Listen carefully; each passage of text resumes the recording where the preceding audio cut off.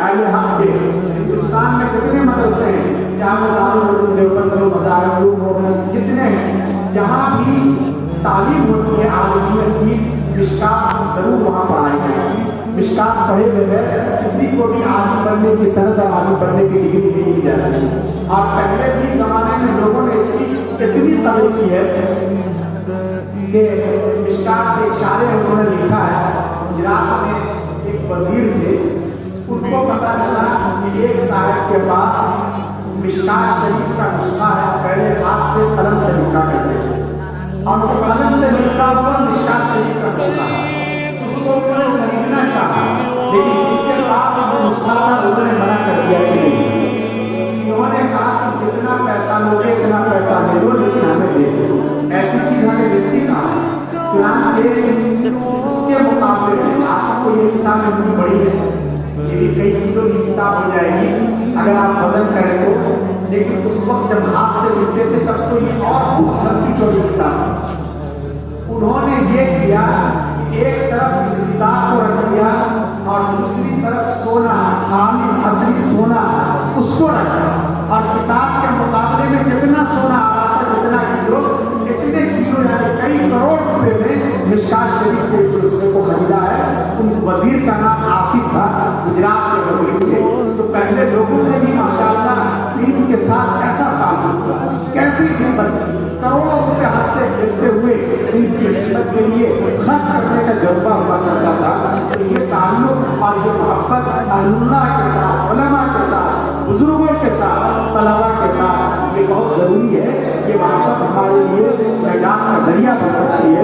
آپ اللہ قابل مبارکباد ہے کہ آپ کو کسی نے بتا دیا کیا کا درس ہوگا، علماء کرام کے بیانات ہوں گے. آپ اپنے سارے کام کو چھوڑ کر 5944 روایات آپ حضرات پڑھ چکے ہیں، اور یہ آخری روایت ابھی پڑھی گئی ہے، آخری پڑھی گئی ہے، اور اس پر یہ کتاب مکمل ہو رہی ہے.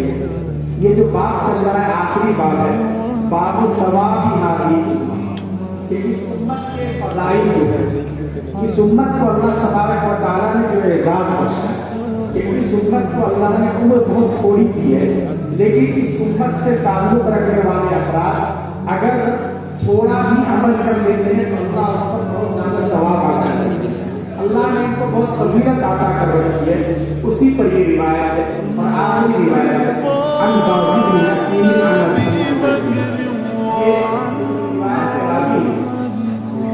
وہ باز بن حکیم نبی انجد، باز بن حکیم نبی انجد ان کے دادا پر، تو یہ باز بن حکیم بن معاویہ بن لیدہ القشیری.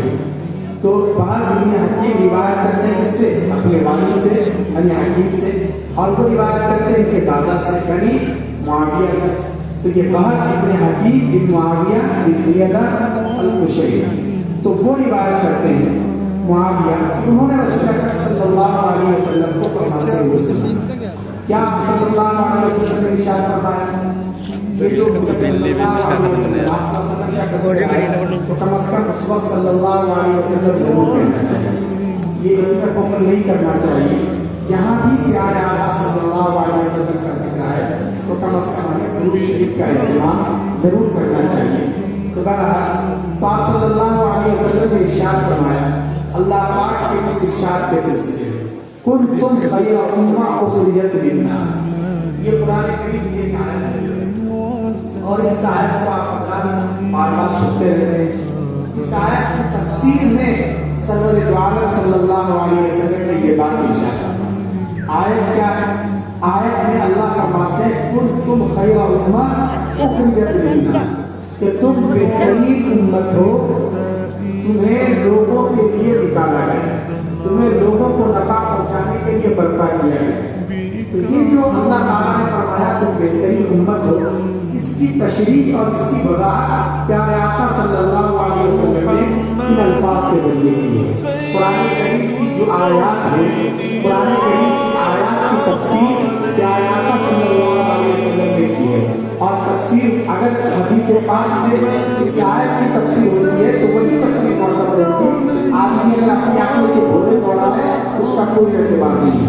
تو اس آیت میں اللہ نے کیا فرمایا کہ تم بہترین امت ہو. یہاں خود تم کا لفظ یہ پہلے ناقص ہے نا، تو اصل ترجمہ کیا ہو جائے گا؟ تم بہترین امت تھے. اصل ترجمہ یہ ہوگا. اسی لیے اس کی توجیہ بات محدثین نے یہ کی ہے کہ مطلب یہ ہے کہ ازل سے ہی علم الہی کے اعتبار سے ہی تم افضل ہو.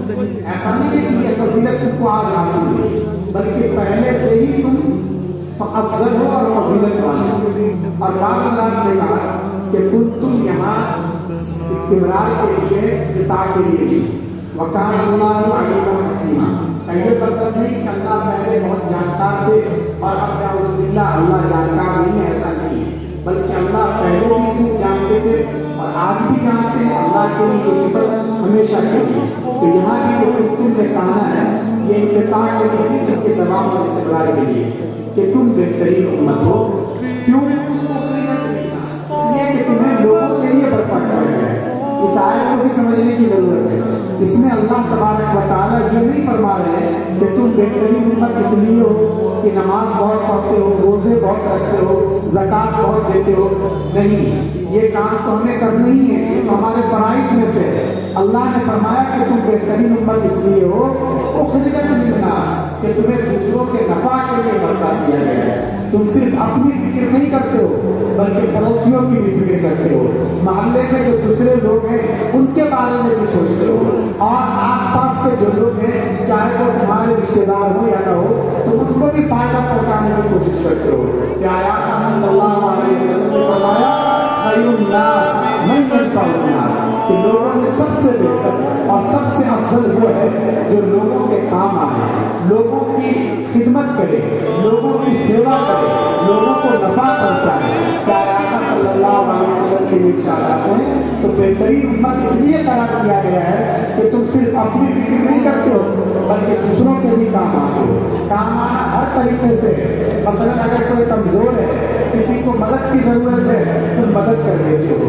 کوئی اگر غلط راستے پر جا رہا ہے تو اسے بتلا دیتے ہو کہ دیکھو بھائی یہ اچھا طریقہ نہیں ہے، تمہیں اس سے اپنے آپ کو بچانا چاہیے. بچے اگر بگڑ رہے ہیں تو تم ان کے لیے خیر کا جذبہ رکھتے ہو، انہیں سمجھاتے ہو، انہیں تنبیہ کرتے ہو اور انہیں راہ راست پر لانے کی کوشش کرتے ہو. اس لیے تم بہترین امت ہو.